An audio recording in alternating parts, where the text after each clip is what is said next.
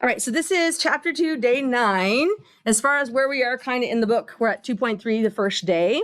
And we're going to solve by graphing what's called the related function. It's kind of a different idea. It's how you go between 2 dimensions and 1 dimension to find answers. And this comes in particularly helpful next year when you're using your grapher and you do this like all the time. But this year we do it algebraically so you understand how it works and why it works. So first thing we're going to do is really quick review the definition of zeros.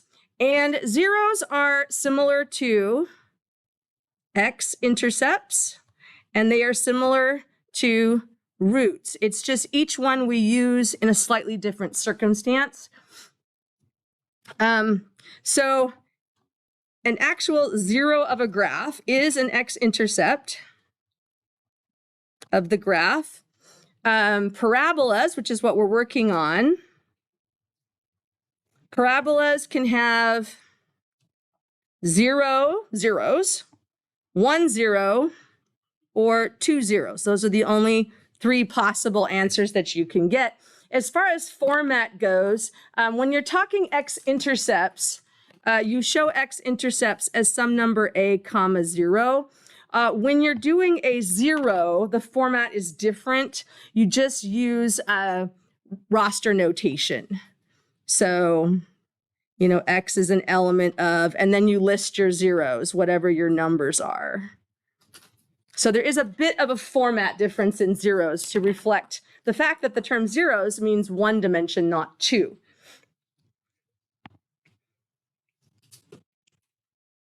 Okay, so just a quick little visual example. If they tell you your graph has a 0 at x equals 3 and a 0 at x equals -2,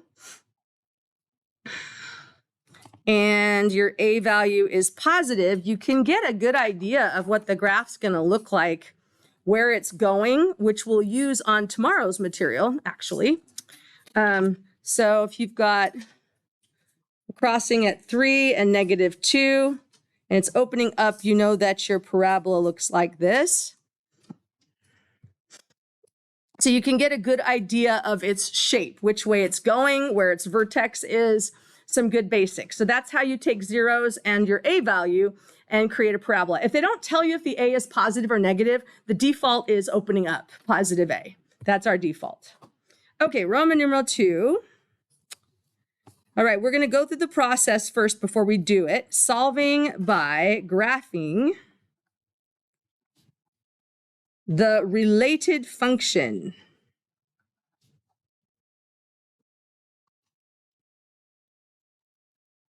So it does have a name. It's called using the related function.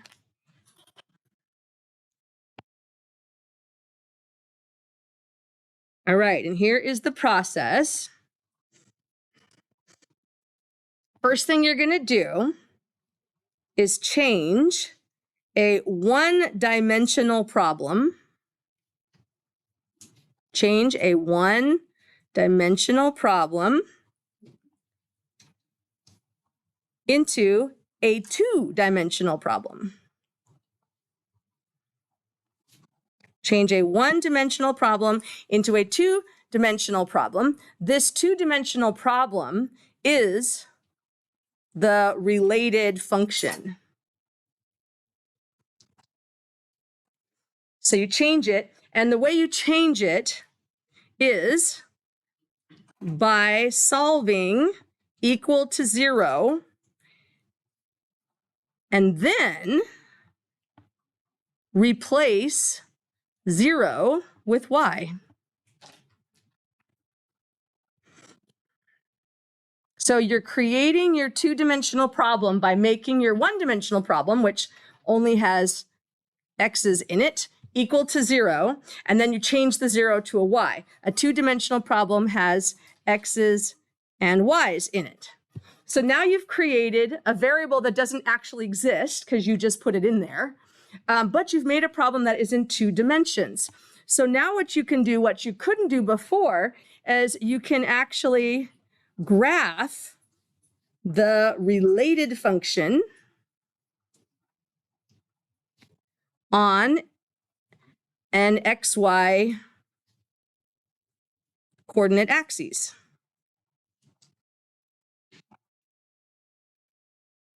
So this is what you already know how to do. You already know how to graph a parabola. So that's what you're going to do is you're going to graph the parabola or whatever else you're working with, graph whatever else you're working with on an actual graph. Now here's where the magic happens.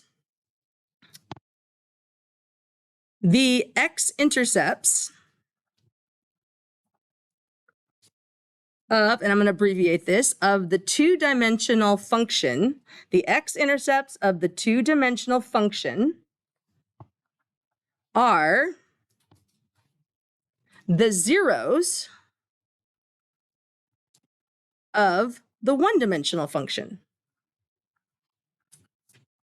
So I'll say that again.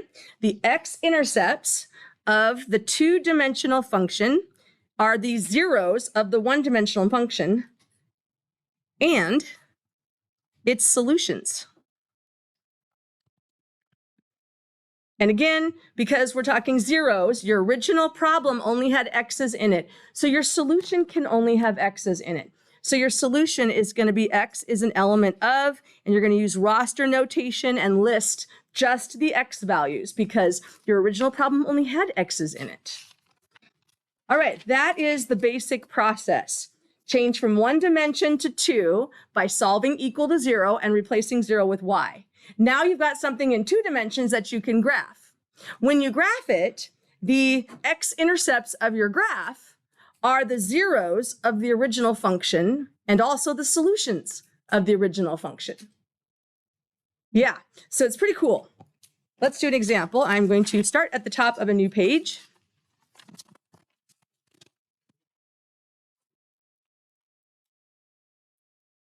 Okay, let's say you've got negative x squared equals 6x plus 9. So definitely a one-dimensional problem. It only has x's in it. So the first thing you're going to do is solve it equal to 0. I like my x squareds positive, so I'm going to just add x squared over to the right. That gives me 0 equals x squared plus 6x plus 9. Now we're going to turn this one-dimensional problem into a two-dimensional problem. So this is the original, and now we're going to write the related function, which is where we add in a y. Y equals x squared plus 6x plus 9.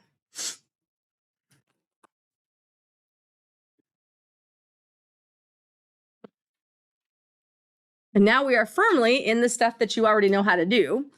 So we're going to do the x-coordinate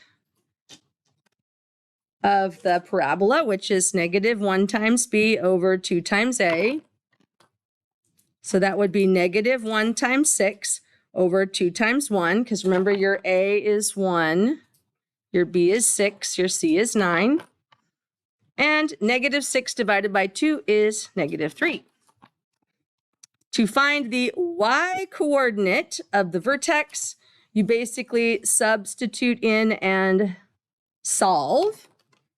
So y equals negative 3 squared plus 6 times negative 3 plus 9. And negative 3 times negative 3 is positive 9. That's their exponent first. 6 times negative 3 is negative 18. And we actually end up with a 0, which is nice. So the vertex of my parabola is negative 3, 0, which is what I needed. All right, we know it's going to open up because a is positive. We also know it's going to be medium sized because a is 1. So when I draw my axes, I'm going to mostly draw it in quadrant 2, because that is where my parabola is primarily going to be residing. All right, so I'm going to put the vertex in, negative 3, 0, 1, 2, 3. I'm going to draw my axis of symmetry.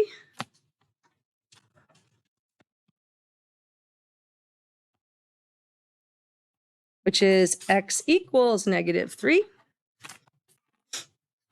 And I need 2 pairs of points. I don't want to mess up your notes going over. You know how to calculate points now. So we're just going to put them in. -2 up 1. And then we have a -4 comma 1. And then -1 up 4. 1, 2, 3, 4. And -5 up 4.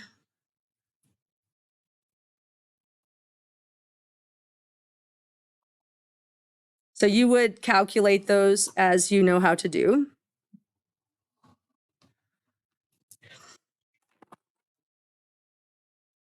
All right, so we have, this is a graph of the related function, meaning it's related, it's not the actual original one. So here's where we get into the concept.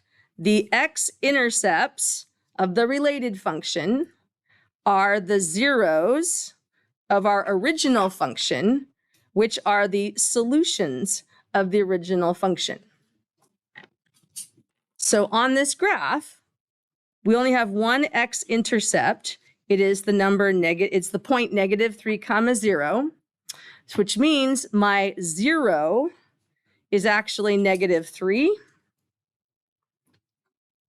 So if you had to answer the question, the zeros of the graph, x is an element of the set containing -3.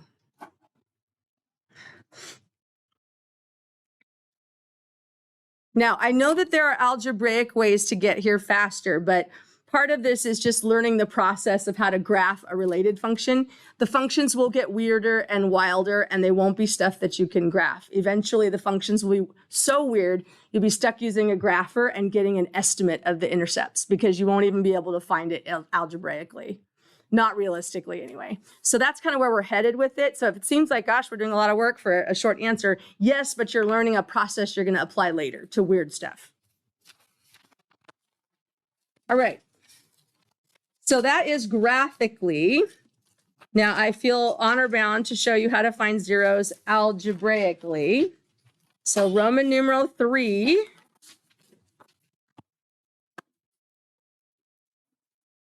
We're going to find the zeros algebraically.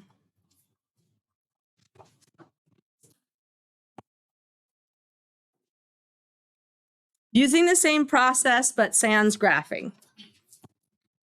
Okay, so we're going to do -x² equals 9x plus 18. Okay, so first thing you're going to do is the same thing that you did last time. You're going to make it equal to 0. So we're going to add x² over to the right. That gives us 0 equals x² plus 9x plus 18. So that is the original. Now we're going to write the related function by replacing the 0 with a y. Y equals x² plus 9x plus 18. Okay, so if you're going to do this algebraically, we need to find the x-intercepts, which is always some number a comma 0. So you're going to replace the y with 0. And if you can factor, do that one first. If you can't factor, then you can do completing the square or quadratic formula, whichever one floats your boat. These two are the same, give the same answers. All right, this one though, nicely enough, actually does factor. 6 plus 3 is 18. 6 times 3 is 18. 6 plus 3 is 9. So I can factor this into x plus 6 times x plus 3. And each of those we solve for. So set x plus 6 equal to 0 and x plus 3 equal to 0. On the left, you subtract 6 and you get x equals -6. On the right, you subtract 3, you get x equals -3. So my related x-intercepts are -6, and -3. But we are looking for the zeros of the original function, which didn't have a y in it. So that would be x is an element of the set containing -6 and -3. So really important that you keep it straight. Are you finding zeros or are you finding intercepts? That affects what your answer looks like. It affects what you can do with it. So that's how you find it algebraically. And you've been doing this already, finding x-intercepts of graphs.